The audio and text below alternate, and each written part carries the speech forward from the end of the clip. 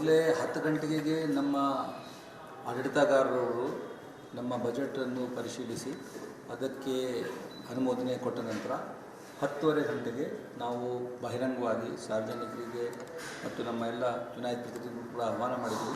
ಅವರ ಸಮ್ಮುಖ ನಮ್ಮ ಬಜೆಟ್ದು ಅಂಶಗಳು ಏನಿವೆ ನಮ್ಮ ಸ್ಪೆಷಲ್ ಕಮಿಷನರ್ ಫೈನಾನ್ಸ್ ವಿಶೇಷ ಆಯುಕ್ತರು ಹಣಕಾಸು ಇದ್ದಾರೆ, ಅವರು ಓದ್ತಾರೆ. ಸರ್ ಇಲ್ಲಿ ಬಜೆಟ್ ಅಪ್ರೂವಲ್ ಆಗೋದು ಆಡಳಿತಾಧಿಕಾರಿಯವರ ಕಚೇರಿ.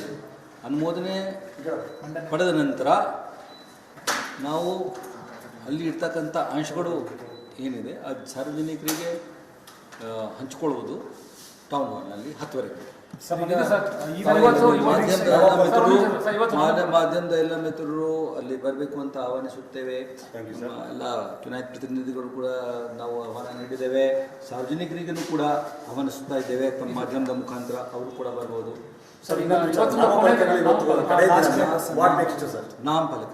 ನಾಮಫಲಕದಲ್ಲಿ ಹೆಚ್ಚು ಕಡಿಮೆ 3,000 ಮಾತ್ರ ಉಳ್ಕೊಂಡಿವೆ 55,000ದಲ್ಲಿ. ಅದಕ್ಕೆ ನಾವು ಇವತ್ತು ಡೈರೆಕ್ಷನ್ ಇಶ್ಯೂ ಮಾಡ್ತಾ ಇದ್ದೇವೆ. ನಾಳೆ ಸಂಜೆವರೆಗೂ ಏನಾದರೂ ನೋಡಿ ದೆನ್ ಸಂಜೆಯಿಂದ ಅವರಿಗೆ ಅವಕಾಶ ಇರಲ್ಲ ತಮ್ಮ ಚಟುವಟಿಕೆ ನಡೆಸಲಿಕ್ಕೆ.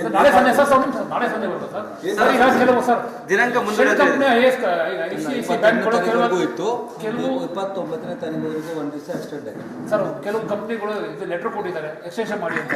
ಒಂದು ಸ್ಟೇಟ್ ಬ್ಯಾಂಕ್ ಆಫ್ ಇಂಡಿಯಾ ಕೇಳಿದ್ದಾರೆ, ಕೆನರಾ ಬ್ಯಾಂಕ್ ಇತ್ಯಾದಿ ನ್ಯಾಷನಲೈಸ್ಡ್ ಬ್ಯಾಂಕ್ ಕೇಳಿದ್ದಾರೆ. ಅವರಿಗೆ ರಾಷ್ಟ್ರದಲ್ಲಿ ಒಂದು ಪಾಲಿಸಿ ಇದೆ ಅಂತ ಹೇಳ್ಬಿಟ್ಟು ನಾವು ಅವರಿಗೆ ನಮ್ಮ ಪಾಲಿಸಿ ಹೇಳಿದ್ದೀವಿ.